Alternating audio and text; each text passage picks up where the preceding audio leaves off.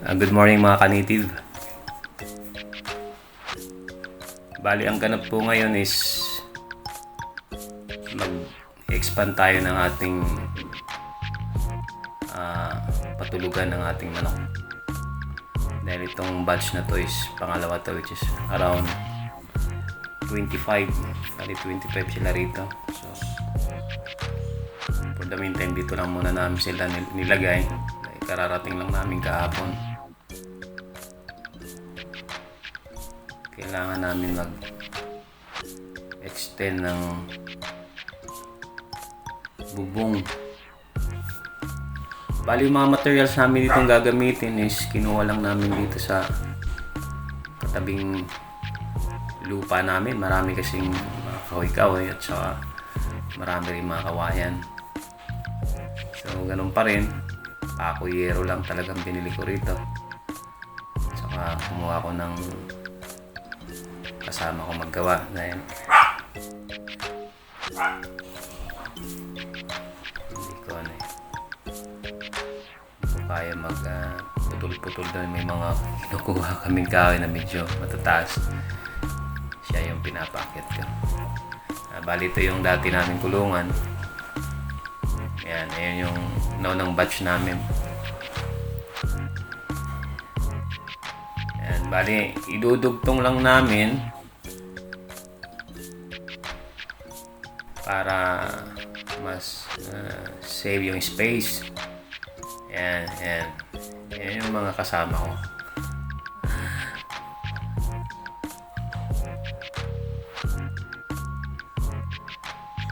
Kumuha lang kami ng kahoy, mga kahoy na hindi naman kagandahang kahoy, mga ligaw na kahoy. Ayan, pinutol naman. Palit ng kahoy na to pag nabasa-basa lang yung lupa nito, tutubo rin to eh.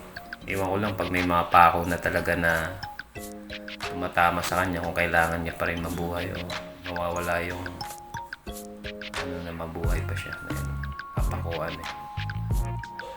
So, bali dito gagamitin ko is mas mahaba-haba itong extend namin dahil 6 na yero. Yung yerong gamit namin dito is 8 feet.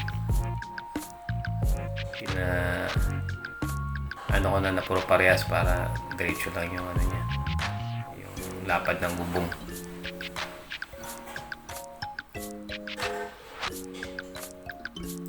Ayan, napakaganda ng panahon. Buti na lang hindi nag-uulan.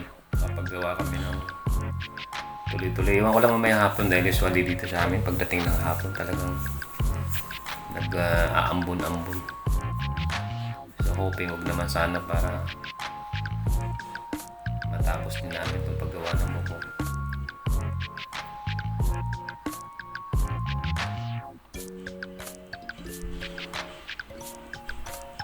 Ayan po, bali yung mga ilalagay namin dito ng braces, mga ano lang talaga, mga kawakawayan. Hindi naman mabigat yung bubong. Ayan, hindi rin makalaki ang kawayan dahil yun lang dito ang kailangan mo. So, pwede naman namin dagdagan instead na 2, 3, gagawin namin 4 o 5.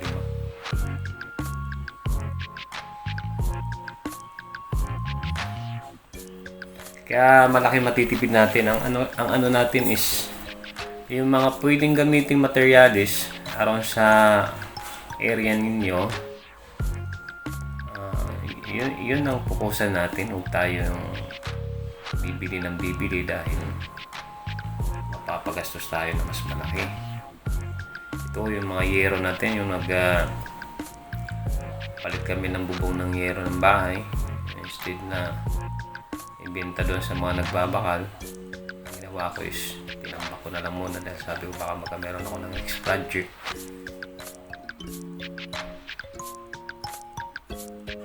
Magagamit ko siya. So far nagkasya naman dito, paikot.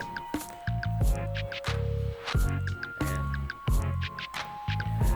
Waiting pa rin tayo na mangitlog lahat to. Sana mangitlog naman. Para baka ano na tayo, incubate. Actually, yung incubator ko, ordering ko pa lang dahil